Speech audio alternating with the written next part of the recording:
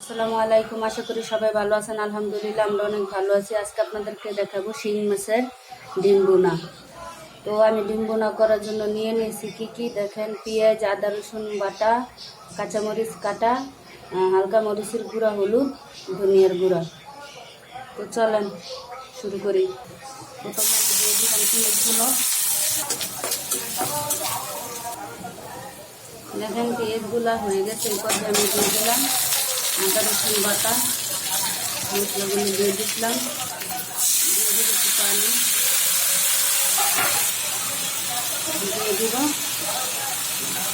লবণ। দেখেন আমার মশলাগুলো কষানো হয়ে গেছে।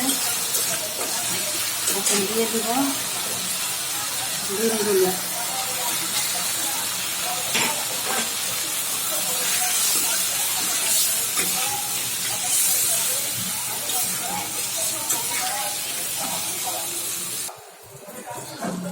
তো দেখেন আমার ডিমটা ভাজা ভাজা হয়ে গেছে।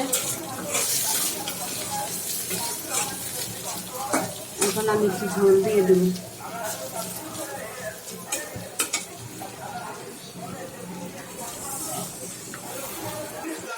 কারণ ইলিশ মাছের ডিম ছাড়া আমি অন্য মাছের ডিম বেশি একটা ভাজা খাই না। আমার কাছে মনে হয় অন্য মাছের ডিম ভাজলে কাঁচা থাকে, তাই এইভাবে ভাজার পরে এরকম করে ভুনাটা আমি করে নিই, যাতে করে পারফেক্ট সব কিছু ভিতরে সেদ্ধ হয়। যেহেতু এটা বাচ্চারা খাবে, তাই এইভাবে রান্না করছি। আমার ভিডিওটা যদি ভালো লাগে আমার চ্যানেলটা সাবস্ক্রাইব করে দিবেন, আর কমেন্টে জানিয়ে দিবেন আমার ডিম ভুনাটা কেমন হইল। তো দেখেন ঝোল দেওয়ার পরে ঝোলটা টেনে গেছে। এখন আবার একটু ভাজা ভাজা করে তারপরে নামিয়ে নেব।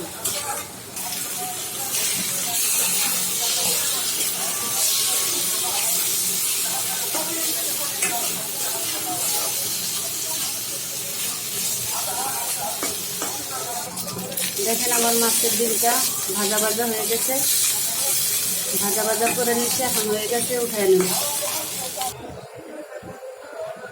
তো দেখেন আমার ডিমটা ভুনা করা হয়ে গেছে, আমি উঠিয়ে এনেছি। ভিডিওটা ভালো লাগলে কমেন্টে জানিয়ে দেবেন। আল্লাহ হাফেজ।